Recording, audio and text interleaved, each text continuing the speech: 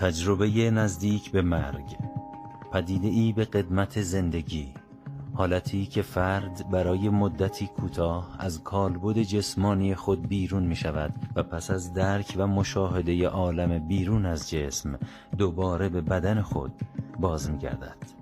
اینها مسافرانی هستند که از آن دنیا بازگشته و برای ما خبرها دارند، اما ما نمی پرسیم و آنها نمی گویند و اینک اما وقت گفتن است و شنیدن. خب چه اتفاقی افتاد؟ بله، سال 1381 بود. من به علت سینوزیت دارم، سینوسام عفونی شده بود، به شدت درد داشتم، حدود 2 ماهی درد شدید داشتم دیگه، طاقتم تموم شده بود حقیقتا. فکر میکنم نیمه های دیماه بود، شب ساعت 10 شب اونقدر دردم شدید بود که دیگه طاقت نمی آوردم. همسرم و بچه ها خواب بودن، اون شب سردی هم بود. چند تا بچه داری؟ 2 تا پسر دارم، 2 تا دختر دارم. خدا حفظش میکنه. زنده باشه انشالله. همون تو اون بحبوحه درد شدید و اینا که بودم، برگشتم نمیدونم حالا چه دلیل داشت، من ساعت پشت سرم رو نگاه کردم، روی ساعت 10 شب بود. یه دفعه برگشتم، سرم رو گذاشتم رو بالش، سرم پیشونی گذاشتم رو بالش، گفتم خدایا تسلیم شدم. نمیدونم چرا این کلمه به زبانم اومد دیگه، همینی که گفتم دیگه هیچی نفهمیدم. زمانی به خودم اومدم که بین زمین و آسمان معلق بودم. زمین و آسمان یعنی تو فضای اتاق یا بیرون از اتاق؟ نه داخل اتاق بودم. اول به حالت نه ایستاده نه به حالت ولی یه حالت بین حالت پرواز و حالت ایستاده، دیدم بدنم معلقه. شناوره. بله شناوره. نگاه کردم دیدم خودم که افتادم بالش، اصلا سرم رو بالشه، اطراف قشنگ، حالا چجوری بگم، 360 درجه. آره اینطوری، یعنی کامل احاطه کامل داشتم. دیدم همسرم بچه ها خوابن، خیلی سکوته، هیچ صدایی نبود. متوجه شدم که من از بدنم خارج شدم. متوجه شدین؟ بله دقیقا همون لحظه متوجه شدم که من از بدنم خارج شدم و هیچ دردی ندارم، هیچ دردی دیگه نداشتم، هیچ ناراحتی نداشتم. اون سردرد برطرف شده بود؟ اصلا کلا تمام هر چی که، یعنی هر استرسی، سردرد داشتم، هر مشکلی که داشتم رفت شده بود. خودم بودم و یک آرامش عظیمی که وجود منو گرفته بود و زمانی که به خودم نگاه کردم، اون جسدی که رو زمین بود، هیچ احساسی نداشتم بهش که حالا احساس غم باشه، ناراحتی باشه، هیچ عکس العملی نداشتم. شگفتی چطور؟ شگفت زده بودین؟ حتی شگفت زده هم نبودم، خیلی عادی بود. عادی بود برای من، انگار که اصلا تجربه کردم اینو، نمیدونم حالا چرا. حتی یادم میاد گفتم که این مثل یک لباس کهنه است که در آورد، از تن من افتاد، از وجود من افتاد و حتی خوشحال بودم، خیلی خوشحال بودم که این اتفاق برای من افتاد. حس لباس و کهنه بودن. بله دقیقاً مثل این لباس کهنه ای که شما در میاره میندازین، هیچ احساسی بهش نداره. این حالتی بودم نسبت به جسمم، تا اینکه متوجه شدم که یک آگاهی عظیمی به من رسید. متوجه شدم من باید به سمت پنجره برم. باید برم یا دلم میخواد که برم؟ میل داشتید یا یه احساس اجبار بود؟ یه چیزی منو میکشید سمت پنجره. انگار که آگاهی رسید که برم اون سمت. زمانی که من به سمت پنجره، نه اینکه حرکت باشه، حرکتی نبود، یعنی همون لحظه که میومد فکر، همون لحظه اونجا قرار داشتم. بله. اونجا که بودم متوجه 2 تا فرشته شدم، به قدری زیبا بودن. چرا میگید فرشته؟ چجوری این کلمه بعداً انتخاب شد؟ اونجا احساس کردید اینا فرشته هستن؟ خودشون معرفی کردن؟ هیچ معرفی نبود. من اصلا تا اونا رو که دیدم، اصلا این به روح و قلب من الهام شد که اینا فرشته هستن. حالا نمیدونم در آیین ما، یعنی همونجا دریافت کردید فرشته بودنشون رو؟ بله دقیقاً همونجا بود که بسیار بسیار زیبا بودن، بسیار نورانی بودن، از جنس لطیف بودن، بعضیا میگن شاید که مثلا از رفتگانشون رو ببینم، ولی من هیچ نسبیتی مثلا با اینا نداشتم، ولی احساس کردم چقدر آشناین برای من، انگار همیشه با من بودن. این حالتی بود. بله. بعد به من گفتن که گفتنم نه، زبانی صحبت نمی کردیم، همینطور که نگاه بود همه چی دریافت می شد. تبادل افکار اصلا وسیله نمیدونم تلپاتی بود یا هر چی که بود، هیچ زبانی نبود که بخوام باش صحبت کنم، همون نگاه کافی بود. چیزی هم بین شما تبادل شد؟ شما چیزی گفتین و شنیدین؟ بله، خوشحال بودن اونا؟ بله، ابراز شادی کردن و به من گفتن خوش آمدی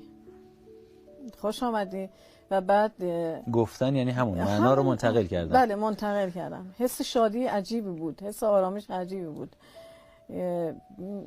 بعد گفتم بریم، باید بریم.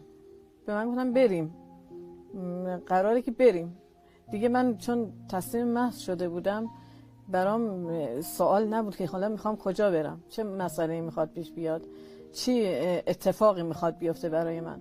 زمانی که رفتیم همینطور من اوج میگرفتم با این فرشته ها، خیلی زیبا بود. اونجا سکوت محض بود، تاریکی بود ولی سکوت محض. و تا یه جایی دیدم صدای آواز نه آوازی بگم مثل آواز زمینی نبود، نغمه های فضایی، مثلا نغمه های بهشتی بود، من میشنیدم. معنا داشت اونا یا؟ بله معناش هم در زمینه عبادت بود، میدونین، نغمه ستایش پروردگار بود، چیزی نبود من بگم که حالا چه کلمه ای. بله کلمه خاصی نبود، ولی این نغمه ها اینقدر لطیف بود که من به هیجان آمده بودم و اصلا شوقی سراپای وجود منو گرفته بود که گفتنش اصلا نمیشه تعریف کنم، چون واقعا زبان قاصره بخوام اون حالت ها رو بگم، خیلی اصلا به هیچ زبان زمینی نمیشه.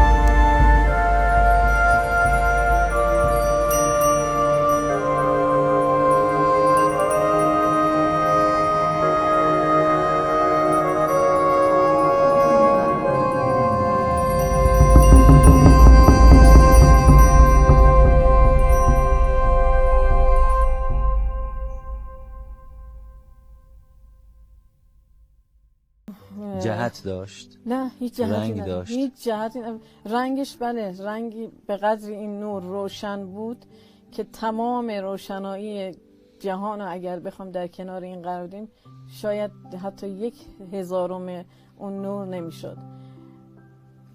متوجه هستین؟ و به قدری عشق از این نور متساعد میشد که دیگه من هیچ آرزویی نداشتم. احساس می‌کردم که من به اون جا رسیدم، من متعلق به این بودم و بهش رسیدم و اصلا دوست نداشتم حتی ثانیه، حتی چون زمان که وجود نداشت اصلا نمیخواستم که جدا بشم از این. همه آرزوهاتون برآورده شده بود؟ اصلا دیگه آرزویی نبود بهش فکر کنم. اونجا دیگه بحث آرزو نبود، چون اونجا دیگه به چیزی فکر نمی کنی اصلا، چون خودشه. اون ما همه ذره از نور خداییم دیگه و اونجا بود که دیگه اصلا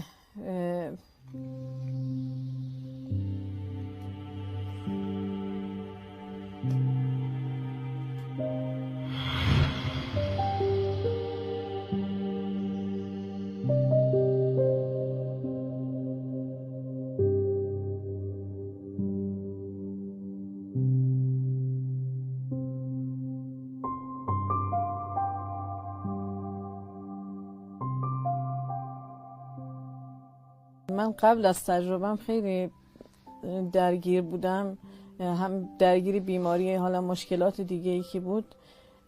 همش میگم چرا این اتفاقا برای من میفته، چرا بعد زندگی من مثلا اینجوری باشه، چرا این مسئله برای من پیش اومد، این بیماری برای من پیش اومد. همش دنبال این چراها بودم. خیلی تضاد بود تو زندگی من، خیلی مسائل بود، نمیتونستم باهاش کنار بیام و اون لحظه اینا هم از بین رفت. تمام اینا از بین رفت. چرا از بین رفت؟ به خاطر که به من علتشو گفتن.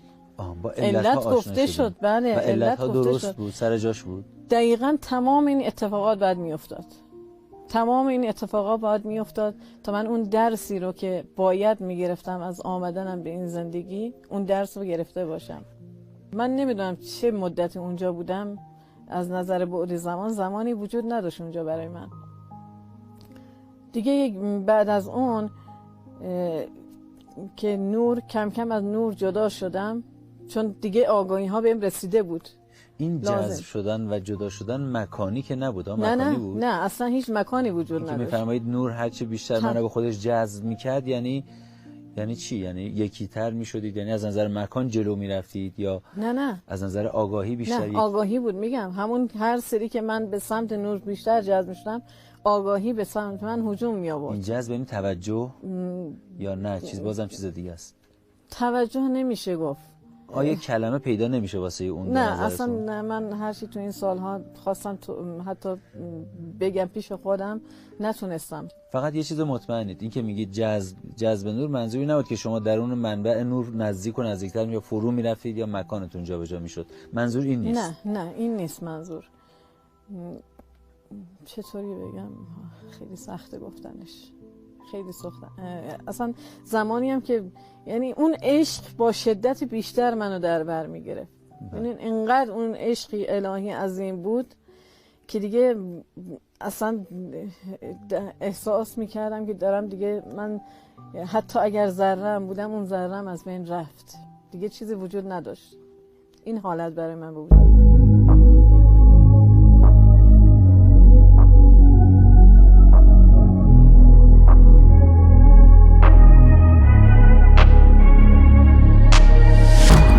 Changing who I am, I'm making a new plan, rearranging my life and I won't look back ever again. Yeah, you ain't see me activated, you better hope that you never see me agitated. I think about my actions, plan them out, evaluated. That's how I end up on the top, man, I'm calculated.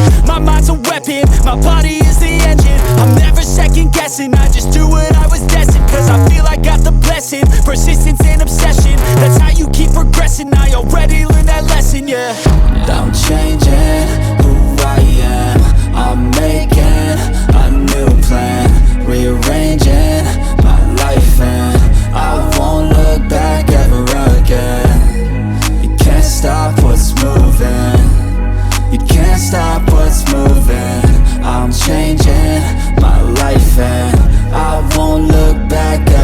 go. No fear, see clear, you deserve to be great. I know it feels like things get in your way. Push through those walls and the others will fall.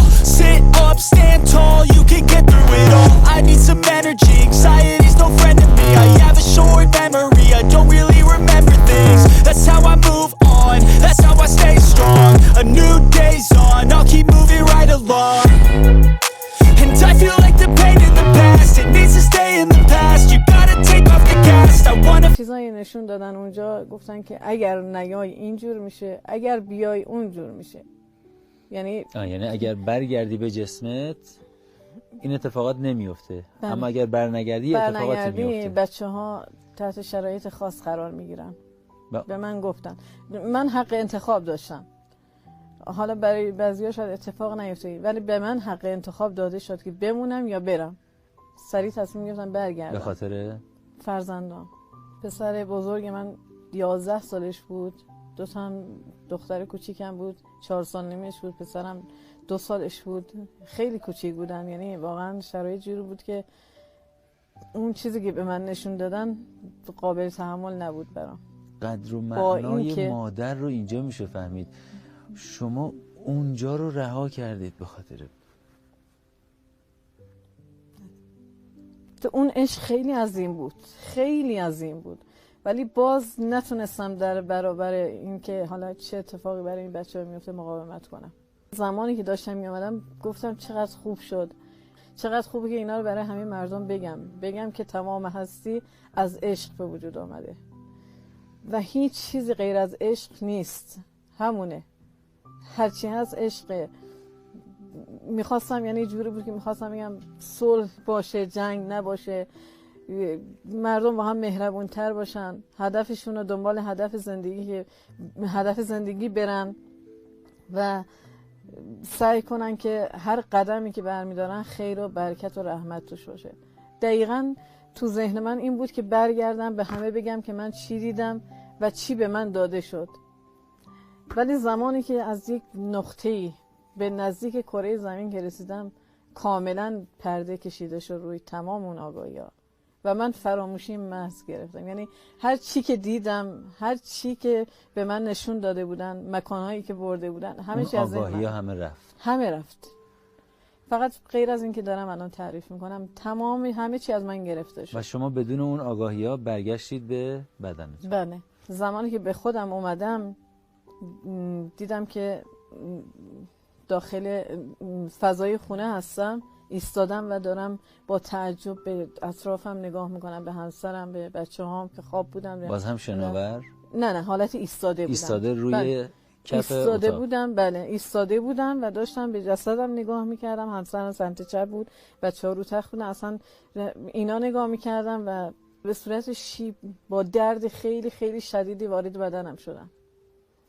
به محض اینکه وارد این درد بدن همون شدم. سردرده بود یا نه؟ نه یه درد، یه فشاری خیلی وحشتناکی بود که نمیشد توضیح بدم. دردی بود که حالا چون به هر حال روح لطیفه و جسم سخته، از ماده است، این درد باید باشه، یعنی گریز ازش نیست. بنابراین وارد بدنم شدم. وارد بدن که شدم ناگهان نشستم، بلند شدم نشستم، دور و بر اطرافم نگاه کردم، اونجا بهت زده شدم.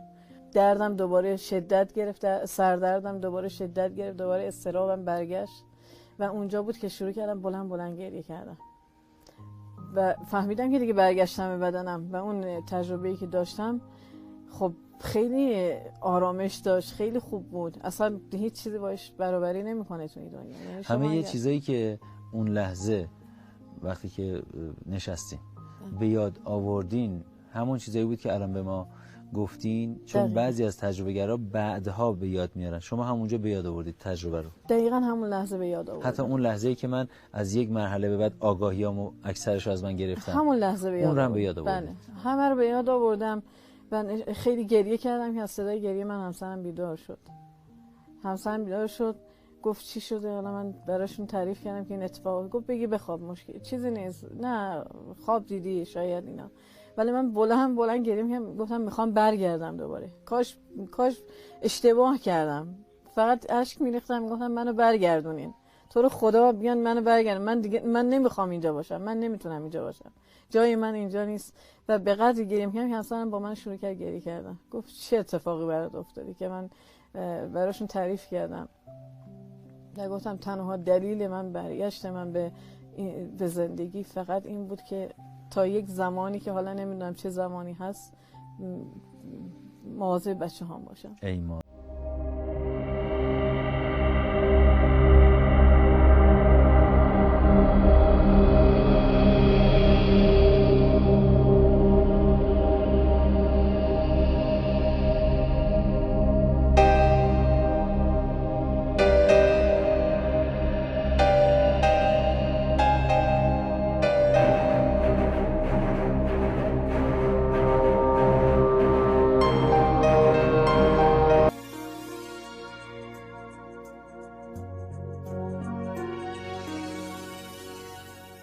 Hello, Mr. Professor. Hello, Abbas, and the audience of زندگی پس از زندگی. من 3 پرسش دارم. اول اینکه آیا داده ها و اطلاعات خاصی درباره علت مرگ در مرگ‌های تقریبی وجود داره؟ و دوم اینکه چند درصد از این مرگ‌ها علتش اختلال در کارکرد قلب بوده؟ و سوم اینکه چه تعدادی از این مرگ‌ها علتش ایست و سکته قلبی بوده؟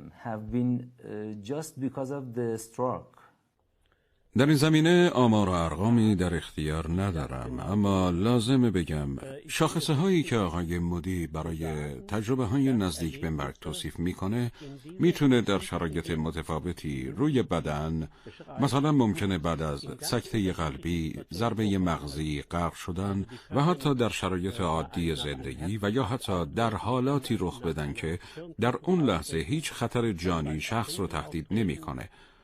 مثلا هنگام افسردگی، مدیتیشن، خواب و یا شرایط خیلی نامحسوس و یا حتی در وسط کارهای روزمره.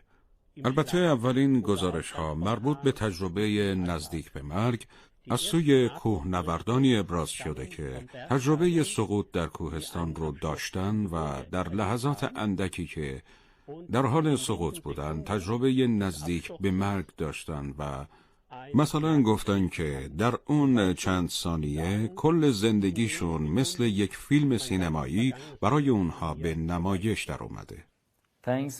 از حضور شما در این مصاحبه